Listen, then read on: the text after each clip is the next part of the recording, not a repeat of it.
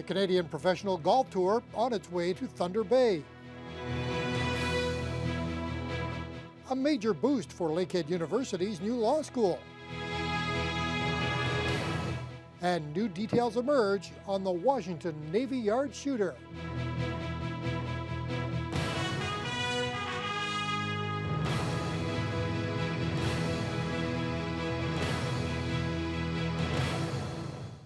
Good evening and thank you for joining us.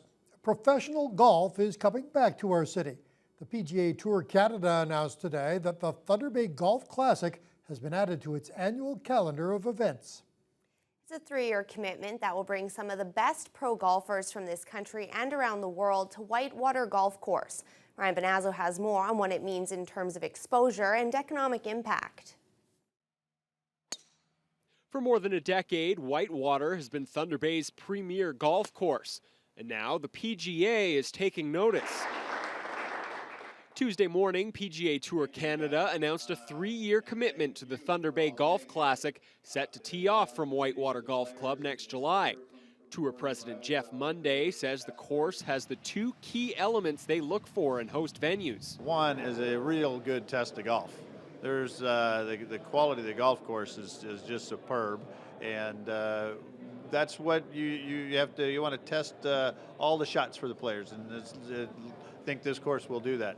The other nice aspect of it, they have their practice facilities just superb. Early projections forecast an economic boost of up to $2 million for the region over the life of the agreement. That's according to Thunder Bay Golf Classic director Scott Smith. But he's even more excited about the exposure that an annual PGA Canada event will bring to the city. It's televised on Global TV, it's televised on TSN. So there's a lot of exposure, and plus the players that come to play this event.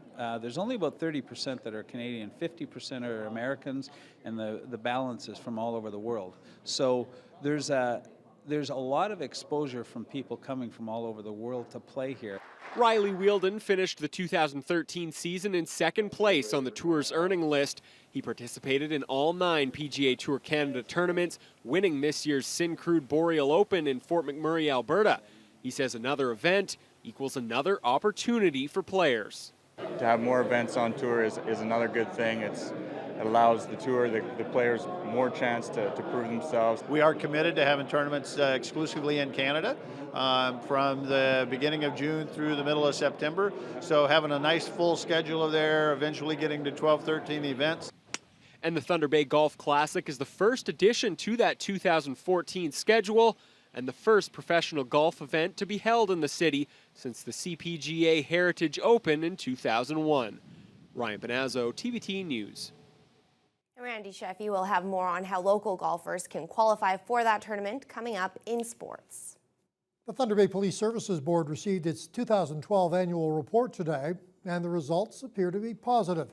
The document is aimed at giving an insight into crime and police activities going on across the city and to report on the progress the police service is making. Courtney Rutherford reports. It's a report that highlights everything from crime stats to civilian satisfaction. The 2012 annual report for Thunder Bay Police shows crime is down by nearly 200 incidents since 2011.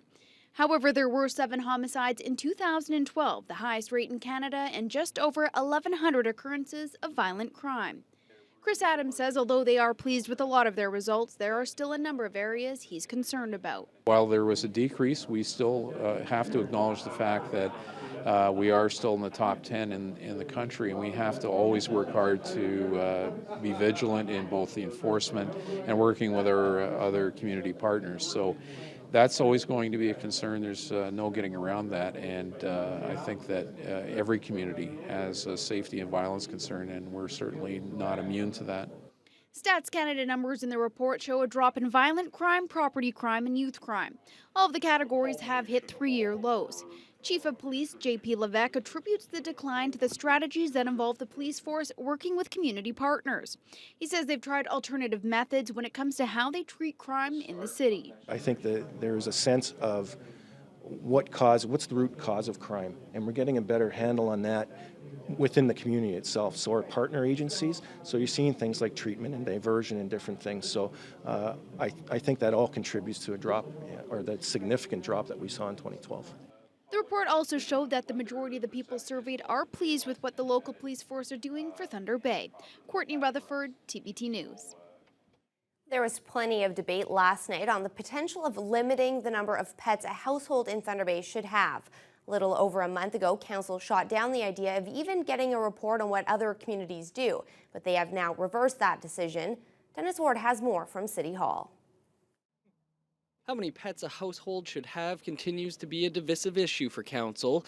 The entire debate was sparked when Councillor Aldo Roberto started receiving complaints about people hoarding animals. But Councillor Andrew Fold says many people have multiple pets. They're taking good care of their pets. There are even some people in this community that have as many as 10 pets, that they're all spayed and neutered, they're well taken care of, they're getting the kind of nutrition that they need to get, they don't make any noise. And I really don't believe that they should be penalized. Rebecca Johnson doesn't feel that as a councillor, she should decide what people have in their homes. Numerous other bylaws are already in place to deal with people and their pets. Johnson thought limiting the number of animals someone could have was ridiculous. How do you say to somebody, you can only have 2 dogs? Like, how do you do that? That's totally impossible. Or how many can have 4 or 6 cats? And I know people that have 6 cats. Who's going to go around patrolling that? Like, talk about enforcement. We would have to have a number. We would have to have a huge number. How do you go and knock on somebody's door and say, you have 6 cats, you can only have 5? Roberto says this isn't about going after good pet owners, but about having additional enforcement options for the bad ones. I understand there's a fundamental, opposing, violating people's rights, but what about the right of the person next door? What about the right that the children that live in that house with 10 cats and 15 dogs and aren't taken care of? What about those rights that don't have a chance to speak up? Councillor Brian McKinnon felt the debate was more emotional than it needed to be.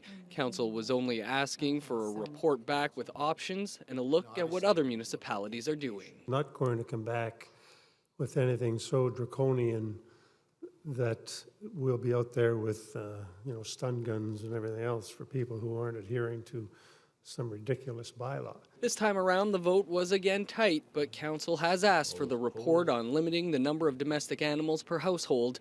It's expected in December. Council also approved a new deal with OLG that will fetch an additional $86,000 a year in revenue. Some intend to bring forward a plan to stash the new money away for youth centers. Dennis Ward, TBT News. Meanwhile, to eat or not to eat was the subject of a lengthy discussion at City Hall last night. Years ago, the Council of the Day decided a meal would be provided to councillors if a closed-door meeting started at 5 o'clock, but not later. The idea of bumping that time up a half hour to 5:30 was floated last night, with many councillors weighing in.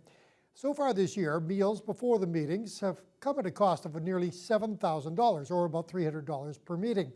There were many who spoke out in favor of having the food provided before the regular meeting of council gets underway, but not everyone thought that taxpayers should be footing the food bill.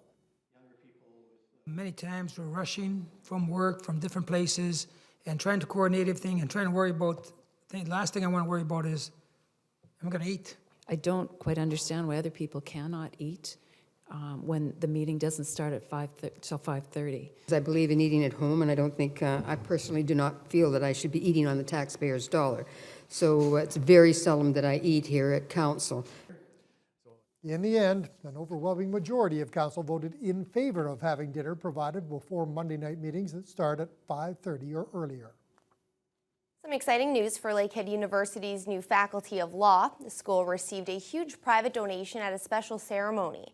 The Patterson Foundation donated $1 million this morning. The money will help with the ongoing renovations to the former Port Arthur Collegiate Institute. In recognition of the gift, the Faculty of Law's main auditorium will be named the Patterson Foundation Faculty of Law Auditorium. Patterson Foundation President Don Patterson is a third-generation supporter of the university. He says the gift recognizes the school's social and economic importance to the community. We wanted to make a gift that was significant and particularly supportive for the law school, and that would really set a benchmark for others in our community and from outside our community to come in and support the law school. You can't do it simply through, government funding. There needs to be community support. And I think that's the message, is that the Pattersons are saying, we support this law school, and that's the wonderful thing. Stusser adds the gift will help transform PACI into a space where students will be inspired in their studies. The Patterson Foundation's previous gifts to Lakehead include funding for the Chancellor Patterson Library and the Advanced Technology and Academic Center. Superior North EMS and Thunder Bay Police were forced to come to the rescue early this morning on the city's south side. They responded to a report of an intoxicated male who had fallen into the water near the Donald Street underpass. EMS personnel were able to pull the 42-year-old man to safety. He was taken to hospital suffering from hypothermia. People traveling down 20th Side Road today may have caught a last glimpse of what originally was the Nebig Fire Hall. Demolition crews were on site this morning to start taking down the garage that was later turned into a fire station. Crews spent the majority of the day taking down the roofs and walls. For the rest of the day, we're carrying out the hefty cleanup on the property. A temporary shelter for the firefighters has been constructed at the North Nebig Community Center, where the fire crews will operate out of until the replacement fire station is complete. The new building will be constructed on the site of this old one and should be operational by mid-2014. There were cheers and applause outside of a Toronto courthouse today. Former residents of a provincial government-run institution won a settlement worth $35 million. The settlement relates to allegations of abuse dating back to the 1940s. Jeff Semple reports. We won! Edgar Riel has been waiting 5 decades for this day. About time. 50 years is too long to wait. Riel was just 9 years old when he was sent to live at the Huronia Regional Center, a century-old institution for people with developmental disabilities. They designed a place that was supposed to help us, not scar us for life. Patricia Seth grew up in Huronia and says she endured 13 years of emotional and physical abuse. And not only were we scarred in that place, but we carry the scars outside that place, emotionally, mentally, and physically. A few years ago, Seth and others launched a class action lawsuit against the Ontario government, seeking $2 billion in damages on behalf of the thousands who lived here between 1945 and when the center finally closed in 2009. That class action lawsuit was supposed to begin in court today, but in a surprise move this morning, the Ontario government announced a settlement. Relieved and elated. $35 million to be split between the 3,700 living survivors, equally divided about $10,000 each, a fraction of what they'd asked for. But outside court, they all said the same thing. I didn't come here just for money. I came here for justice. Justice in another form. The Ontario government plans to formally apologize for Huronia. And perhaps most importantly, the site will now be open to scholars to collect artifacts and document the stories of those who lived and died here. I felt like today was his birth and his funeral. Marilyn Dolmage's 8-year-old brother died at Huronia from untreated pneumonia. The bodies of the dead buried in graves marked with a number, which will now be replaced with their names. I'm very glad for those who survived. It's a commitment to honor those who didn't and to never forget. Jeff Semple, CBC News, Toronto. Busloads of students have begun arriving at Fort William Historical Park for this year's slate of school field trips. A battle of the brigades, ethnobotany, and a scavenger hunt were all on the agenda today for students from St. Pius School. Cheryl Holmes has the story. Behind these walls, students are learning about unique historic activities to facilitate communication, problem solving, and physical activity. The one-day program is part of the Healthy Schools initiative put on by St. Pius School and the Catholic School Board. We're going to be doing Voyager games, or orienteering, a number of sports activities. It's a program that Dave Bragnello has put together in conjunction with the old fort, and we couldn't ask for a better day. The weather's beautiful. Students are enjoying every minute of it. And how could they not enjoy every minute of learning about our region's history in a different format than the classroom? Ready? Well, it's engaging. You know, we're outdoors. Everyone is involved. There's other people other just than the regular classroom teachers. It's applicable. They can apply it to their everyday lives. Let's do the asterisk. One activity teaches students about wild edible plants and their uses in daily life. It can also teach kids a thing or two when they're headed out to camp. Because we always have trees and sometimes we have to cut down certain ones. So here they tell you what kind of leaves they are, what they look like, what they can do for you. Same with all the bark and the wood. This is the first year of the program, and while it can help students in the classroom in their lives right now, it's also a good way to grow as a team leader and take away some important historical lessons of Voyager life. I think it's a good idea because so then I can tell younger kids stories about back then and what they did and how it was. The activities lasted a half day before students headed back to school. In total, kids got to participate in 8 learning activities and games to stay healthy, both in mind and body. Cheryl Holmes, TBT News. It's like a lot of fun. I'm jealous. Yeah, hard to believe We need most. a field trip. Yeah, most of those kids weren't even wearing jackets. I know. And we can only hope, Fiona, that fall, when it arrives, is like today. Well, today is pretty much what we should be seeing at this time of year. It's nice to be finally kind of normal with our weather because it just was not a normal summer. But we had some cool air, but it was seasonably cool. There's some more humid air trying to push its way up from the south, which is going to make tomorrow even nicer. But today we did top out with a high of 18 Celsius. That's with winds from the southwest at 14, sometimes up to about 28 kilometers per hour. Right now, we've dropped a degree. We're down to 17 in Thunder Bay. Everywhere else, high teens, even Big Trout Lake, 21. So unusually warm as you head a little bit further north. Sault Ste. Marie is currently at 16. Everyone's enjoying the sunshine.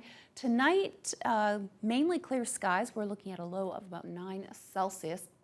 Might see a few cloud patches, but for the most part, probably a good night to do a little bit more stargazing because it's going to be relatively mild with more southwest winds. And as we head into Wednesday, as I said, more sunshine on the way, and you really have to enjoy it while it lasts because as you can see, we're starting to be surrounded. We've got showers to the south. For the most part, should stay out of our way for Wednesday, but it's this massive system that's moving in. This low is rather vigorous, and there's a fair amount of precipitation with it. It's a large system, and there's pretty much no way we can completely miss it, given its direction that it's following right now. So I'd say tomorrow, probably the warmest day of the week. Still a nice bit of sunshine, but by Thursday, probably going to need some umbrellas. I'll have more details on that later on in the news hour. All right, thanks very much, Fiona. We are getting a clearer picture now of the man behind that horrific shooting spree yesterday at the Washington Navy Yard. We'll have details on that story and more for you as your Tuesday News Hour continues. He just didn't seem like he would be that kind of person that would be that upset enough to go out and do something like this.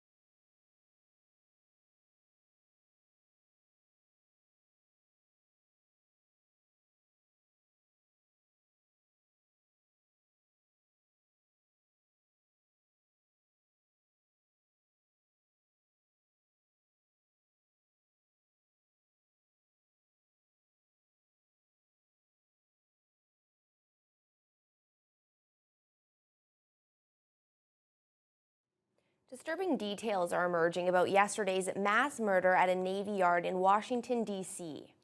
The shooter was reportedly a man who was mentally unstable, who was hearing voices, and who owned a gun. Despite that, he also held a security pass that allowed him entry to the naval facility. Neil McDonald has more. And why have we allowed ourselves? The familiar post-massacre rituals have clicked into place here. Public vigils, ceremonial remembering. Today, the Pentagon's leaders laid a wreath for the dead, all 12 of whom worked for the U.S. military. And in the United States Congress, I ask unanimous consent that the Senate now observe a moment of silence in honor of the victims of the tragic Navy Yard. But the memorials for the dead in cases like this always compete with the public's desire for details about the killer.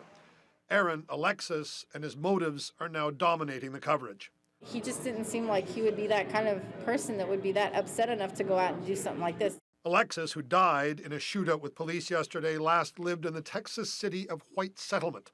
He apparently enjoyed Thai food at this restaurant and meditating at this Buddhist temple. And he reportedly nursed anger both at the Navy and at the terms of his military discharge. He just was upset with the government about all that and just very, he just felt slighted by his benefits of what he was getting each month.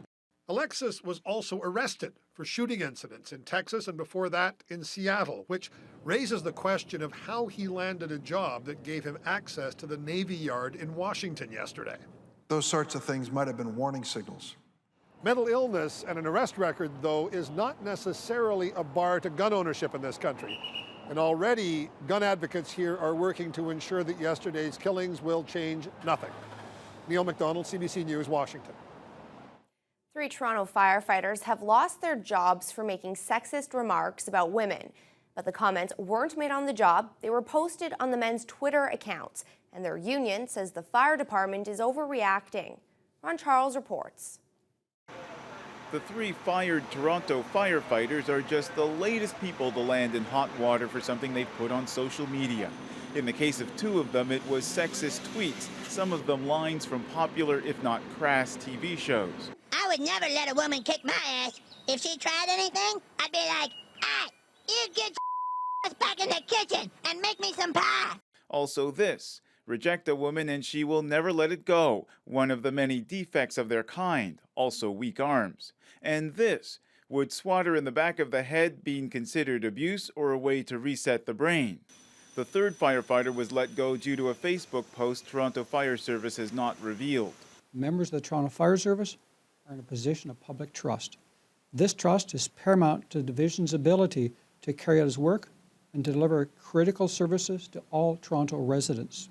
Feminist technology writer Steph Guthrie says people are beginning to realize those 140 characters in a tweet are very real. Because the internet is a virtual space, people often see the things that they say or the people that they're dealing with as not real, which, it's real people on the end of these issues. This employment lawyer says no one should be surprised when public and private employers take action to protect their brand. More and more companies are implementing acceptable social media use policies to set out very clearly for their employees what an employer's expectations are. Representatives from the Toronto Firefighters Union call the firings overkill and say they will vigorously fight to have the men reinstated. Ron Charles, CBC News, Toronto.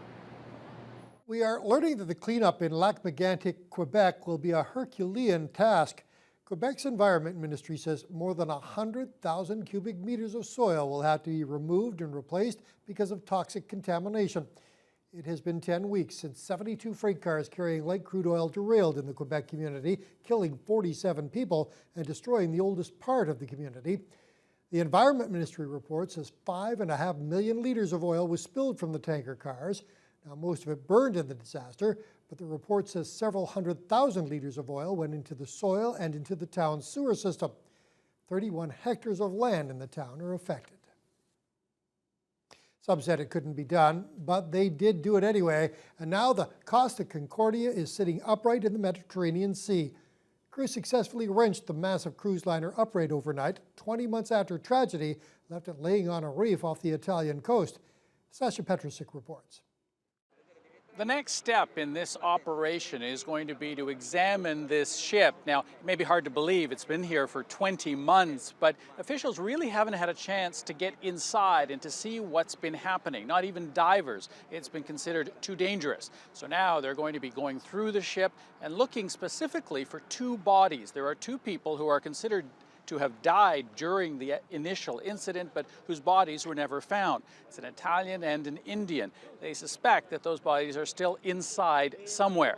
They'll also be going from cabin to cabin, opening up the safes and collecting personal belongings. So people, the thousands who were on the ship who did in fact get off safely, they'll be getting a call at some point in the next little while from Italian officials saying, we found your passport, we found your money, we found other personal belongings. 20 months later, they will be pulled off from the bottom of the ocean and sent home. Sasha Petrusek, CBC News on the island of Giglio in Italy. UN Security General Ban Ki-moon commented on yesterday's confirmation that chemical weapons were used in Syria. He also called on the U.S. and Russia to lead next week's Security Council negotiations on any possible resolution to end the conflict. The finding by Dr. Selstrom's team was undisputable and overwhelming. They are based on scientific facts. Therefore, we must not take business as usual. I sincerely hope that Russia and United States demonstrate their leadership at this time, particularly. Canada Post is offering up a speedy news service that kicked off today, same-day delivery of online purchases. It's calling the service Delivered Tonight. It starts as a pilot project in Toronto in partnership with 4 big retailers, Best Buy, Future Shop, Indigo, and Walmart. If customers place their orders by noon, their orders are supposed to arrive on their doorstep by 9 p.m. that same day. Canada Post is tapping into the e-commerce world as it faces a steep drop in the volume of mail. All right, let's take a look now at today's activity on the markets. The TSX in Toronto posted a 17-point gain, closing at 12,834. The Dow was up 35 points to 15,529, and the Nasdaq jumped 28 points to 3745. Canadian dollar gained almost 0.3 cents to close at 97.13 cents U.S.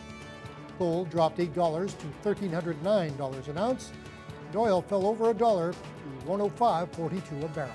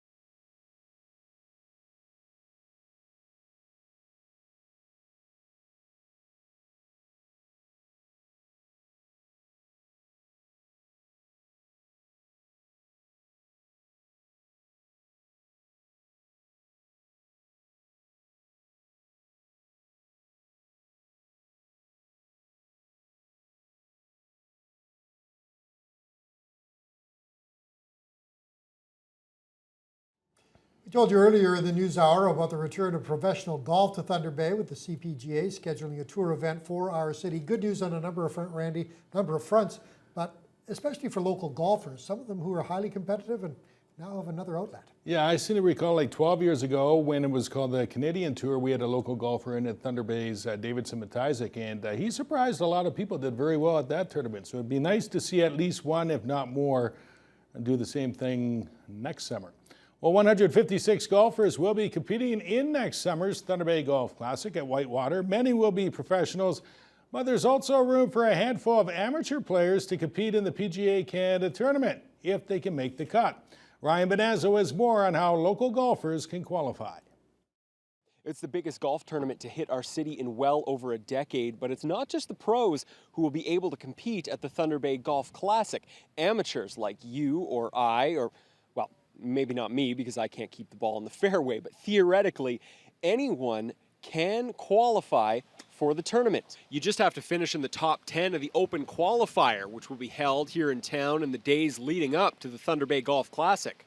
Anybody and everybody can come out and play, enter, and then the 10 best scores from there are eligible to compete in the tournament proper. PGA Tour Canada is a training ground for aspiring golfers, essentially 2 rungs below the PGA Tour we all know and love. Riley Wheeldon just earned his Web.com Tour card, the next step on the ladder, by finishing in the top 5 of all Tour Canada money earners this season. He says earning a spot in the Thunder Bay Golf Classic would be a feather in the cap of any amateur golfer. Experience is everything. Play, compete at every level, and the more tournaments you play, the more rounds you play, the more comfortable you're going to get when the pressure's on. And eventually, you know, if you want to get to the next level, you're going to have to play well under pressure, and you can draw on all those rounds of golf you've played. So I'd say if you want to get to the next one, just get out in the golf course, play, practice, compete. Next year's $150,000 tournament will be played at Whitewater from July 14th to the 20th. Ryan Bonazzo, TBT Sports. Well, week 2 in the NFL came to a close in the Queen City last night. Somebody's had to go as 2 winless teams from the AFC North hooked up in the Monday Nighter. It was Cincinnati welcoming Pittsburgh. Well, late first quarter, the Bengals will strike as Andy Dalton hands it off to Giovanni Bernard, and the first running back taken in this year's draft runs it up the gut 7 yards for the score. 7-3 Cincy. Pittsburgh ties it late in the second quarter as Ben Roethlisberger tosses a 1-yard pass to rookie Derek Boy, and he has his first ever NFL touchdown. Tied at 10 at the half. Third quarter, the Bengals quarterback dumps it off to Bernard over the middle, and he'll do the rest, taking it outside and racing 27 yards untouched for his second touchdown of the game. The Bengals finally win at home over Pittsburgh, 20-10. The SIJHL ushers in season number 13 with a pair of games Friday night, including the Thunder Bay North Stars visiting Fort Francis. NHL news, goalie Tim Thomas is officially back in the league after a 1-year absence. He is trying out with the Florida Panthers. And Steinbach, Manitoba's Ian White is trying out with the Winnipeg Jets. The hard-shooting defenseman has played with 5 teams in 8 years. Obviously a benefit. Played 500 games in the league and quite a few years under my belt. Had some postseason success too. So you know, every year and every game you try to learn and get a little bit better, and you know, experience helps out a lot. I've played long enough to know what I'm capable of doing, and knowing to play within myself and not do anything special. You know, I'm not all of a sudden going to be some dangler and try to make some fantasy moves and score a lot of goals, but I know what I'm capable of doing, and I know I've got a lot of game left in me, and that I can succeed and help teams win at this level. You know, White's a veteran guy that come into camp. We'll see and take his play day to day where all that goes, but you know, we've got guys that have been knocking on the door here in Postma, Redmond, those guys as well. You know, where does Trouba fit in there, those things. So we've got some good competition on the back, and we're looking forward to seeing how it all shakes out. Well, if you had yesterday in your fantasy hockey pool as the date that New Vancouver Canucks coach John Tortorella would finally go off on the media, you are a winner. Following his team's morning skate, this is what Torts did when a cameraman's cell phone went off during his news conference. It's a much better opportunity to evaluate. And again, the emphasis are on the kids, especially the first couple. And scrimmage games are scrimmage games. Now you take your next step. That's going to be a major league fine, I tell you. I want to walk. I'll walk. If cell phones go off, I'll walk. Yeah, so it's a next step in the camp. He's in mid-season form already, and it's still the preseason. And congratulations going out to the Thunder Bay Chill under-15 boys soccer team winning the Ontario Cup this past weekend. They beat Weston 2-1 for the title. Evan Sawula and Anthony Valenti had the goals. Also this past weekend, it was Montreal's turn to host many of the world's top cyclists for a Grand Prix event. We get the details in this report. Launching from the base of Parc Mont-Royal, the 4th annual Cycling Grand Prix pedaled through the city streets. Once again, it played host to a rare collection of cycling royalty, like the reigning Tour de France champ. Big names like Chris Froome, who won the Tour de France this year, and Alberto Contador and Peter Sagan, all those big names. This is part of bicycle racing's world tour, involving more than 24 events worldwide. Only 2 of those events are in North America, and both are in Quebec. It's just a good thing for Quebec and Montreal to have all those personalities. It's a big view for our province. Don't think that this race is any small deal either. There are as many points to be gained here in Montreal as any other one-day race in Europe. This is a World Tour group, I mean the World Tour circuit, and if I can compare it, it's the same thing if you have a Formula One car racing, event. Serge Arsenault says that the Montreal race is now broadcast to 130 countries of the world. Many people, worldwide look at cycling to look at the marvelous sight of the city of Quebec or even Montreal. The event is getting waves of attention as professional cycling continues to be a major draw with fans. It winds around the mountains 17 times and is more than 200 kilometers total. How many people and how many athletes can get up day in, day out and put in the amount of distances that these guys put in? They're true athletes. And these guys move fast. On a per-hour basis, it would be in excess of 60 kilometers, I would think. If they'll probably average in the high 50s. Perhaps it could inspire another generation of Canadian racers as more fans come face to face with the sport. It's fabulous. It's the top riders in the world. Or maybe it's just a fun way to spend a Sunday afternoon. Billy Shields, Global News, Montreal. In senior men's baseball playoff action last night, the Coastal Steel Orioles are win away from the final, outslugging the Boston Pizza Red Sox 14-8. Robert Shedden had 3 hits, drove in 4 for the winners.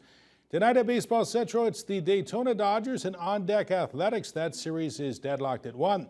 And the Blue Jays are back at it after a day off, hosting the New York Yankees tonight. R.A. Dickey goes for his 13th win. Now the plays of the week. That one's driven deep to left field. Going back is Soriano, leaping, and he made the play. He took the home run away from Machado. Romo going deep for Des Bryant. Oh, he leaps for it. Get off the field. That's up the middle. Segura on a play. Out at second. On to first. Oh, it's a double play. Burris over the middle, and what a catch. Vintage Andy Pantoos. When you're not on a roll, yes, absolutely, there's momentum. Eric Flair, and a catch by Cutts. And it is a 5-man rush. Manziel retreats. Look at this. He's still on his feet and heaves it deep. Oh, my gosh. Another first down. Burris will throw back. Pantoos, great catch. Bounced around, and a guy with a little one makes a great barehanded play. You really saw Jaw. Line drive off the glove. How about that? Back again, and he got the out. How about the acrobatic Pedro Alvarez? And now Durant with a free play looks for Simon. He makes the catch. He got belted by Matt Black, but G.Y. Simon makes the first one count. And he runs. Soldado, good chest trap. Erickson, Sigurdsson! Kadri trying to work a 2-on-1 with Lebo. Kadri, a nice little play. He's in a goal. Scores! 3rd and 21. Petty slings it over the middle. What a catch! And to the end zone, caught right, touchdown! And that'll do it for sports. All right, thanks, Randy. Well, it looks like it's another blockbuster Tuesday night on Global Thunder Bay. With more, here's a complete lineup on Teletalk. Tonight on Global Thunder Bay, we've got Robert Downey Jr. and Gwyneth Paltrow. Starting at 8, it's Iron Man 2, and Tony Stark must battle a madman and his own technology. Over on CKPR Thunder Bay, we've got big laughs, followed by a family's shame.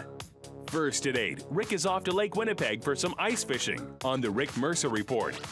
At 8:30 on 22 Minutes, a tech expert goes crazy over the debut of some innovative new TVs. Then at 9, what really happened to the Shafia woman in the Kingston Canal on True Crime Canada. And at 11:35, George talks with actor, director, and writer Joseph Gordon-Levitt.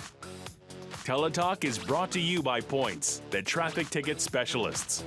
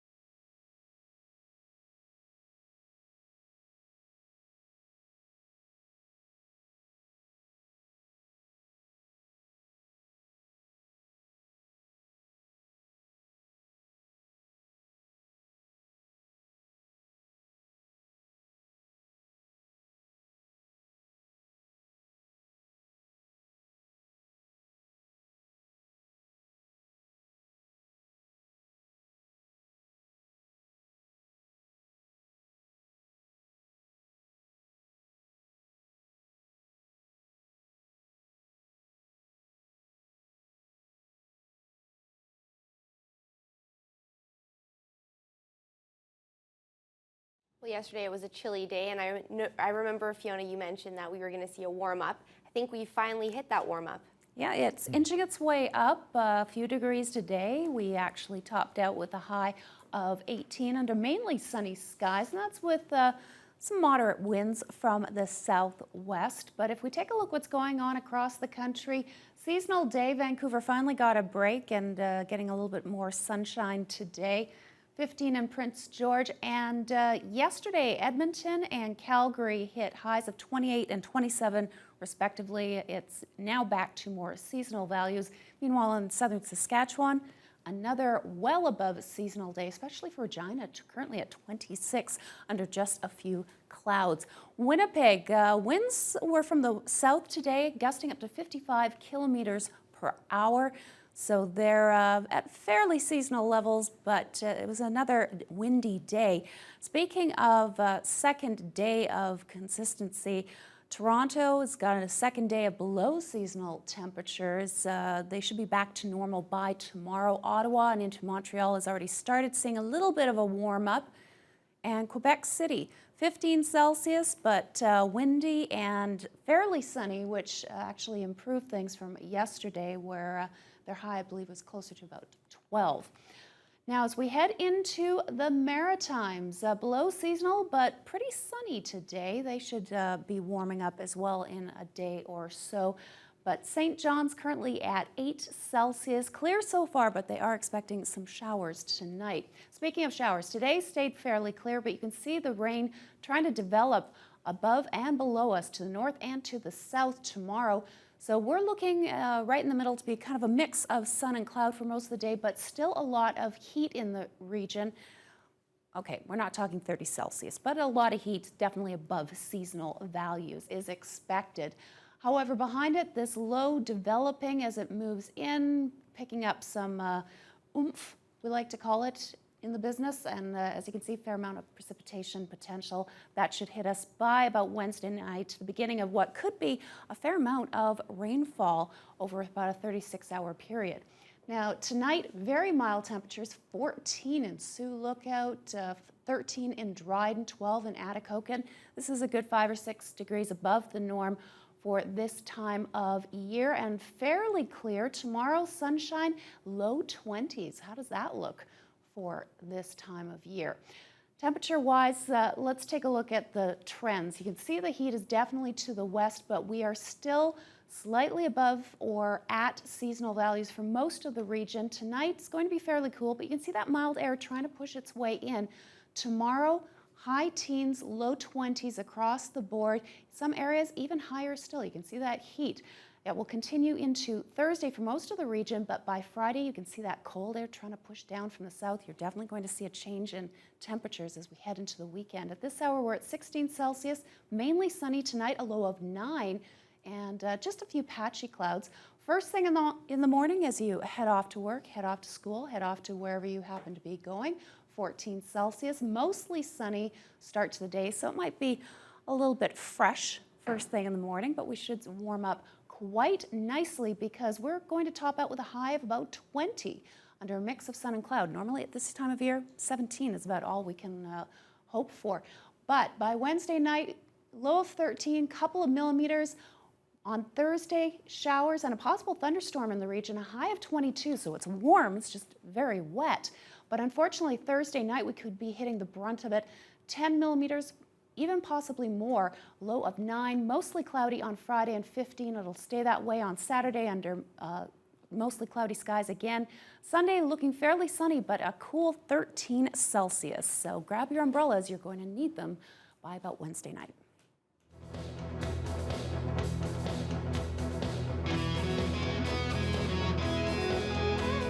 Turning now to health news and the growing problem of childhood obesity in North America. New research is showing the increase in teen weight gain is actually beginning to level off. Erica Edwards explains.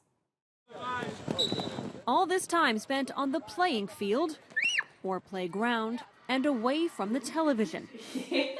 Looks like it's beginning to make a real difference in the rate of childhood obesity. That increasing prevalence of obesity is beginning to level off. Dr. Ronald Iannotti and colleagues at the National Institutes of Health looked at data on thousands of teens between 2001 and 2010. They found previously rising rates of body mass index began to stabilize in 2006. So how'd the teens do it? 13-year-old Janaea McInnes hits the nail on the head. All you have to do is just go outside and play. She's a perfect illustration of kids getting healthier. And through a program at the University of Massachusetts, Boston, she found ways to encourage her family to make healthier food choices. Had a lot more milk, not as much soda. The study found teens are exercising more, and though they fall short of the recommended 5 servings of fruit and vegetables a day, teens are eating better. Doctors say the result should be healthier adults with a lowered risk for obesity and heart disease. Although you may not get kids with heart attacks, the damage is beginning while they're kids, while they're young. While parents might agree, some things about teenagers will never change. I like to walk alone because it's kind of embarrassing. At least their health appears to be changing for the better. Erica Edwards, NBC News. I don't think you get much argument if you put forward the opinion that Prince Harry's a pretty cool guy, but even the royal prince got a little too cool for comfort last night. We'll explain why right after these words.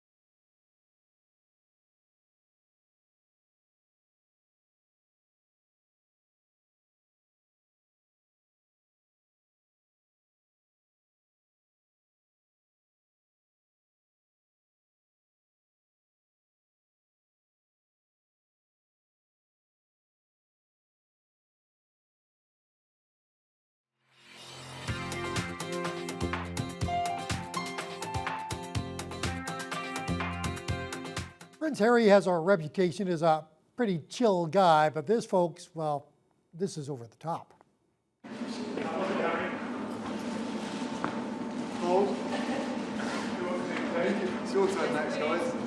The royal prince spent last night in a giant freezer, part of a training exercise to simulate conditions he'll face on a South Pole charity hike in November. Harry spent about 20 hours in that freezer at minus 35 degrees, as well as getting blasted with winds of over 70 kilometers an hour. Now, after coming out of the freezer, Harry described the experience in just one word. I think you heard it there a moment ago: cold. I'm sure he had a few other choice words to say, but certainly not in front of a microphone. Seems like a typical February day in Thunder Bay. We're going to recap our top story. Well, professional golf is coming back to our city. PGA Tour Canada announced a 3-year commitment that the Thunder Bay Golf Classic has been added to the calendar of events. And that'll do it for tonight's look at news, weather, and sports. For News on Demand, log on to tvnewswatch.com. Thanks for being with us. Have a great evening.